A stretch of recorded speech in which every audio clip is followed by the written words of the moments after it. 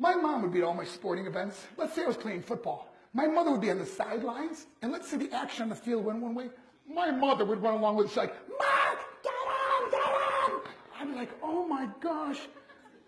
I'd be on the field, we get in the huddle with the guys. They go, Mark, is that your mother? I go, no, I never saw her before in my life. No, but seriously, we got to relate that. My mom, she really empowered me to become special in sports. See, the greatest gift my mother ever gave me, she believed in me. I've overdosed on drugs on 3 occasions where I should have been dead, but I believe I was kept here for a reason. You show me your friends, I will show you your future. How do I know this?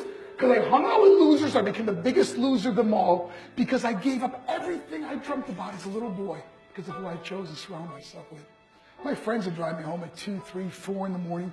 We'd be drunk and high in the car. We'd pull up in front of my house. My buddies would go, Mark, Mark, Mark, the light's on. I go, oh, man, my mother's up.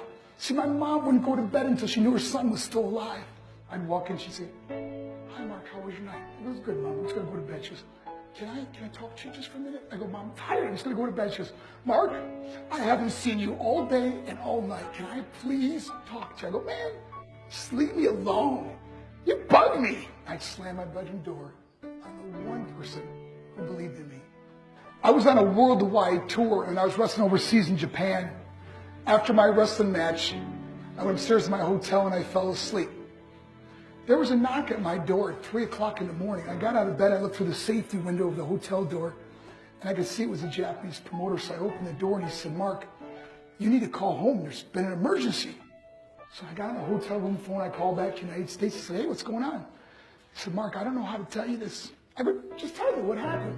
All of a sudden, he started crying. I go, Mark, I can't tell you. Just say it. He said, Mark,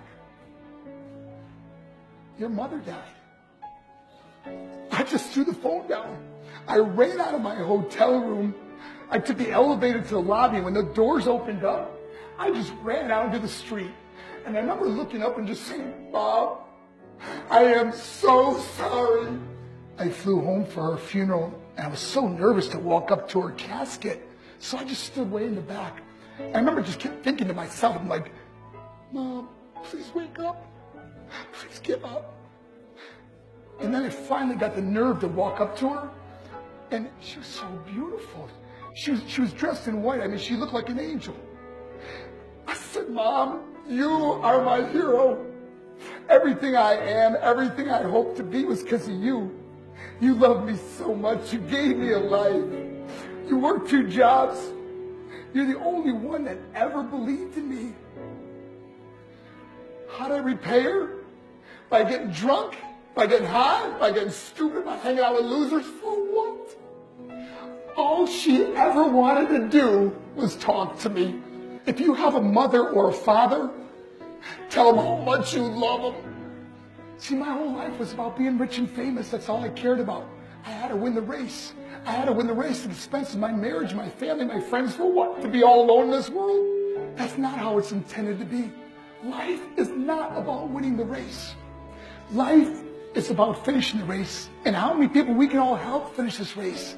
How we can start being kinder to each other. How we can help the students that are going through adversity right now. How we can stop with the name calling and hurting other people. Because in the end, it may be you that needs help to finish the race. Because I learned what is truly important.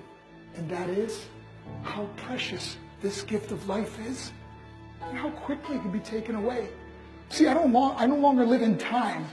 I live in moments. I'm not worried about tomorrow. See, it's not what's in your pocket that matters. It's what's in your heart that truly matters. Love is just a word until somebody comes along and gives it meaning.